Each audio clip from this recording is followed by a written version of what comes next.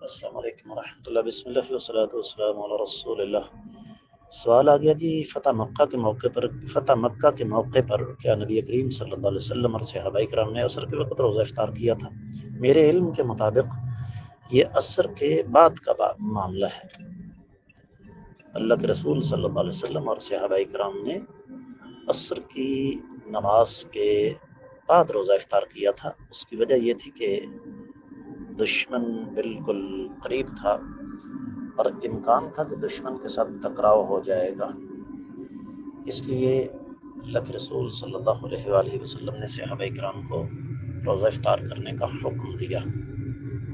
کچھ نے افطار کر لیا، کچھ نے نہیں کیا، تو جنہوں نے نہیں کیا تھا اللہ کے رسول صلی اللہ علیہ وآلہ وسلم ان سے سخت ناراض ہوئے تھے۔